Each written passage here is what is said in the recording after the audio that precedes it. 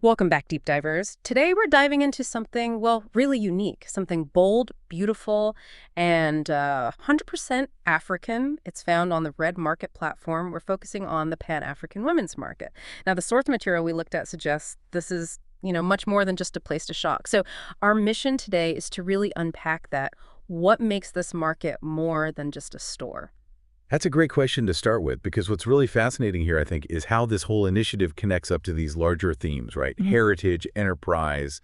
It's definitely beyond just simple commerce. Yeah, beyond commerce. That's a powerful way to frame it. The source material actually calls the Pan-African women's market a genuine powerhouse, a powerhouse of African excellence and craftsmanship. And it's explicit. This isn't just a store. No, it's positioned as a celebration of heritage, culture, and the unstoppable spirit of women entrepreneurs from across the continent. But okay, how does a market, a place to buy things, embody something so intangible, like heritage or an unstoppable spirit? What's actually happening there? Right, and that's where that powerhouse idea really comes into its own. If we look closer, it seems to be about agency, real power, real control, being put in the hands of these women entrepreneurs. It's about allowing their stories, their skills, their cultural background, allowing that to be expressed directly through what they create and sell. And reaching a global audience that way, it feels like real self-determination, fostering impact, ownership, from the ground up. It's different from just aid, it's collaboration. That idea of storytelling through products is really vivid, and the source makes it clear you can see it, like everywhere. It says, quote, "Every single product is sourced, made, and inspired by Africa." That feels like more than just marketing talk. It seems like a real commitment. Think about the examples they give. Hand-woven textiles from Ghana. Imagine the history in those threads. Or bold fashion coming straight out of South Africa, that contemporary vibe. And then there's natural skincare rooted in like ancient Moroccan ritual, that connection to tradition. Plus beaded jewelry with that distinct East African soul. It really does paint a picture. Absolutely. And those examples, they say so much, don't they? The detail in Ghanaian weaving, the wisdom in the Moroccan skincare. It points to real craftsmanship, real quality. And it's not just about keeping old skills alive. It's about how those skills meet and sometimes really push modern global standards. It lets African artistry shine, not just because it's cultural, but because it's high-quality, appealing work for anyone, anywhere. Yeah, exactly.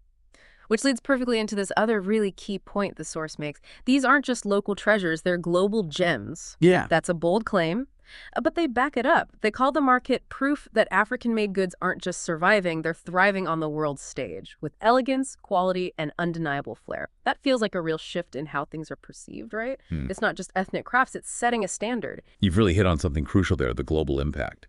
That shift is maybe the most fascinating part. When we talk about thriving on the world stage, it suggests African industry and design aren't just getting noticed, they're actually shaping trends, driving demand. And that kind of global reach, it's transformative because it builds sustainable trade that actually benefits the continent. It's not like old aid models, which sometimes will create dependency. This feels more like partnership, producers as real partners in a global value chain. That fosters self-reliance, cultural exchange. It's quite powerful. Okay, so bringing it back to that main question, what makes this more than just a store? It sounds like it really boils down to purpose. The source explicitly links the market to these bigger values, supporting local, building sustainable trade, and celebrating Black excellence. It frames the whole thing as, well, let me see, where stories meet style, where platforms meet purpose. Precisely. Yeah, that sums it up well. An initiative like this, it's a powerful statement, isn't it? About identity, about economic self-determination. It goes beyond just the transaction, the buying and selling. Think about the ripple effect, the cultural, economic, social impact of empowering these women directly. Maybe there's an artisan, her family's craft might have struggled before, but now through this platform, someone in New York or London sees and buys her work. That's literally stories meeting style. And it shows how your choices as a consumer can actually support community, celebrate heritage. It's tangible. It really is. And ultimately, the message they leave you with is pretty compelling. When you engage with the Pan-African women's market, you bring home more than just a product. You bring home a piece of Africa. So today's deep dive really unpacked how the Pan-African women's market is, well, clearly much more than just an online store. It's this vibrant mix of heritage, entrepreneurship, and a real statement about African excellence on a global scale. It definitely makes you think, doesn't it? Especially in this super connected world we live in. How much do our choices, things we choose to bring into our homes, how much do they actually resonate? How do they connect with the stories, the purpose of communities maybe thousands of miles away? It's an interesting question. Yeah, and maybe consider this. Every one of those items, the handcrafted piece, the textile, whatever it is, it carries a piece of someone's story, a fragment of a culture, or a reflection of that unstoppable spirit we talked about.